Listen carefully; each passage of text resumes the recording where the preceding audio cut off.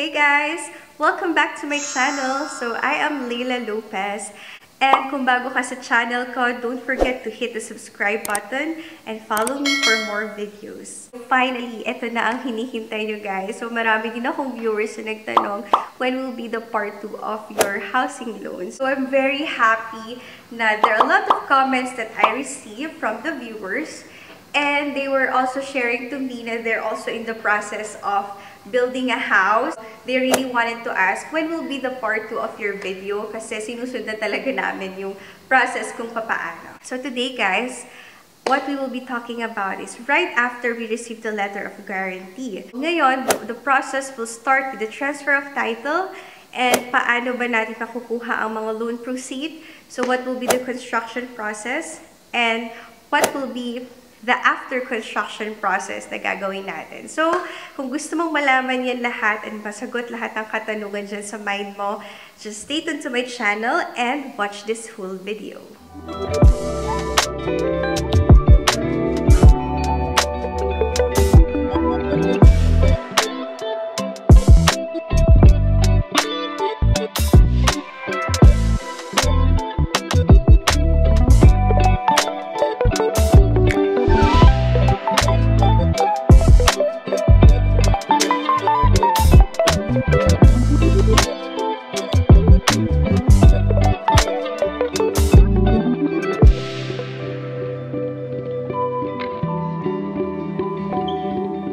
From my last video guys, just a recap, itong process na to with Pagibig is if ang i-apply nyo is both lupa and the construction. No? So, in our case kasi, we bought the land and at the same time, pinagawa na din namin ng construction. So, I talk about the documents that we need to secure from the seller.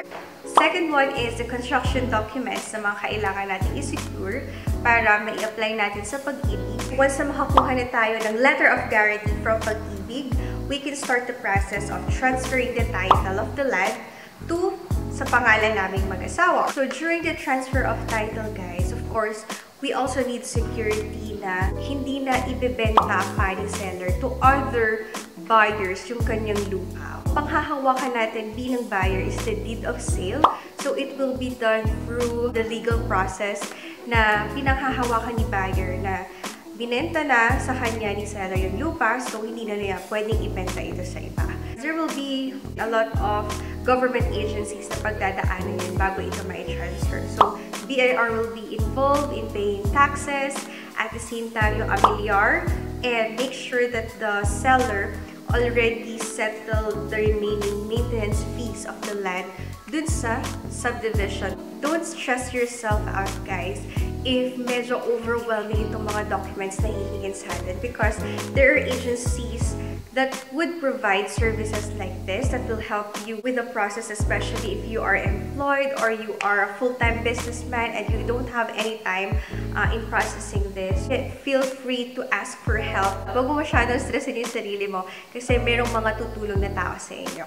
Now, after everything is settled and okay na lahat ang documents para sa transfer of title, so all the documents will be submitted to the Registry of Deeds para ma-process ito. So the processing time guys will take you about 1 to 2 months. I suggest guys, if nasa Registry of Deeds na ang transfer of title process ninyo, you make a follow-up para medyo mas mapabilis yung process natin. But to give you a realistic expectation, set your mind or talk to the seller that it will take you about 2 to 3 months processing of title.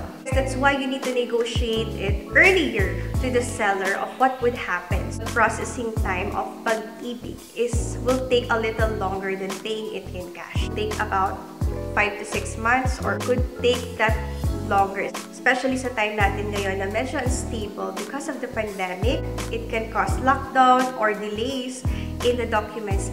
Give the seller a realistic expectation of the processing time kung kailan mababayaran siya ng buo.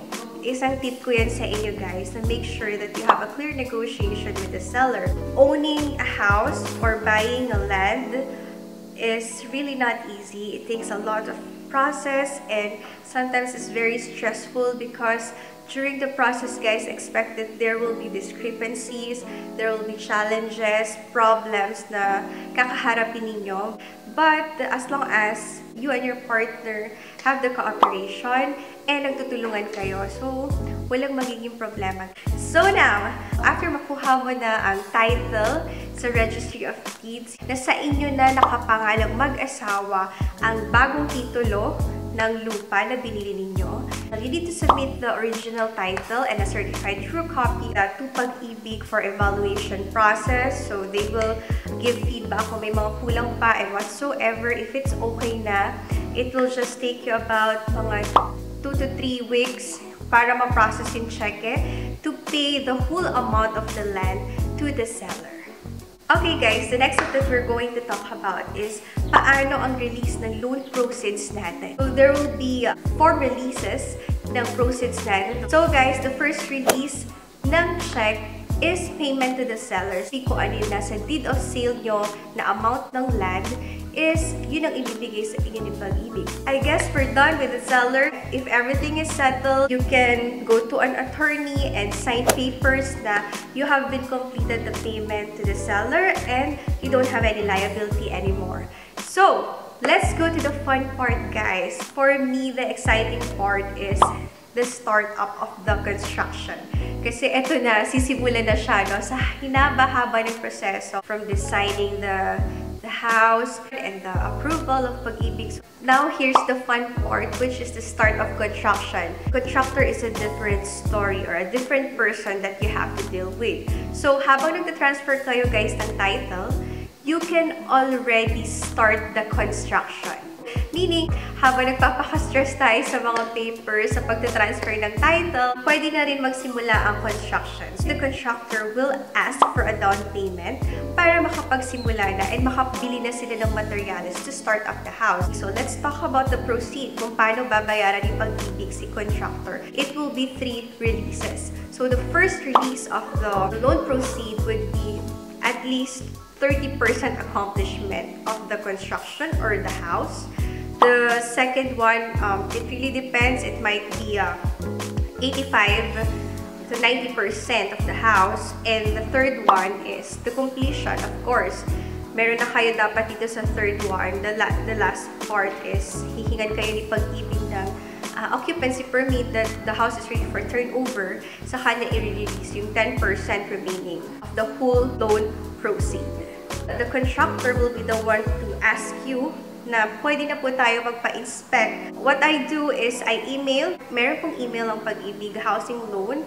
You will request for an inspection of the house. So guys, the question is, paano ba ni-release yung loan proceed? Ang pag-release po ng loan proceed ng Pagibig is through cheque. Ang cheque po ay nakapangalan sa owner ng bahay. The other option is, pwede rin gawin ni owner na i-direct na to the contractor's name yung cheque para sila na yung pick up ng cheque and they will be the one to encash it. So, that is also possible if you are a person na you don't have time. So, you can also do that. Mas maganda kung sa inyo nakapangalan yung cheque so that you can control your budget. Upon accomplishment of parts ng bahay mo, that's the time you give payment. You want to make sure also as an owner that the contractor is doing their job, nasa tamang timeline, na natatapos yung bahay. So, we want to make sure, guys, yung sinabmit nating plano sa Pagibig, that will be the one to be followed. So, one advantage then of having a contractor is nakakontrata na kung magkano ang total construction cost. Mas bibilisan nila ang tatapos ng bahay because mas mabilis matapos ang construction, they will pay lesser labor costs. If you are living in the province, the check could be delivered to the specific province kung nasan ka. It will take another 3 days to 5 days waiting time para ma-encash mo yung check. But if you're a person na you want to finish the construction fast, you could also pick up the check personally from Pagibig Kalamba. That's their main office. The processing time of the construction should be 6 months starting on the date of the release of the letter of guarantee. Much better if your contractor can finish the house in just less than 6 months. So win-win situation for both of you, the owner and the contractor. In Pag-ibig kasi guys, as you are aware of, the longer the construction takes, there will be a higher interim interest that is deductible to the total loan price. Mas maganda kung mas mapabilis ang construction because mas liliit yung interest natin. There will be also an advantage to your contractor because they could also save more kasi there will be lesser labor cost. So guys, during the construction process, there will be a lot of revisions pa rin, but it will be minor revisions. So a timely visit, a weekly visit to your site could help the contractor para mapabilis yung project. Building also your own group messenger para makapag-usap kayo right away. And if you're in the office and they need your approval, so make sure that they could contact you immediately or they could call you via messenger para mas mapabilis yung process ng bahay. Your full cooperation is needed. And openness. When you say openness, you can tell directly to the contractor kung ano yung mga ayaw mo at hindi maganda. You are also open-minded kung ano ba yung magiging suggestions nila. So my advice for you guys, during construction, i-visit nyo yung site most often. So weekly namin, binibisita yung site to check on the progress and kung ano-ano ba yung mga magiging adjustments. If your house is already 90% complete, it is time to apply for the occupancy permit. Your application will be submitted to the city. Well, again, may mga agency na pwedeng tumulong sa inyo dyan, so don't worry about it. It will take you about siguro less than a month to get an occupancy permit. Now, we are waiting for the last release of the loan proceed from Pag-ibig. Have the occupancy permit, you may now submit it to Pag-ibig and make sure na updated ang mga amilyar. You need to go to the Treasury Office for the new assessment of the land kasi dati binabayaran ni seller is only the land.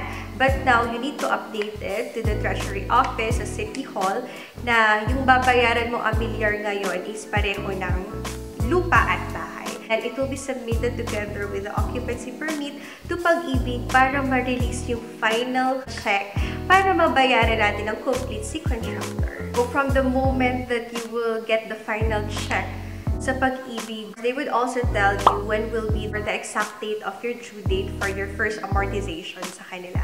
So don't worry guys, Pag-ibig would also guide you on the process. We are currently on our 4th month living in our dream house. I'm very happy and grateful guys that I was able to do this video now inside my house. Here are some photos of our construction from the scratch. I know guys that you are also excited to build your own home. So I hope you enjoy the process and good luck.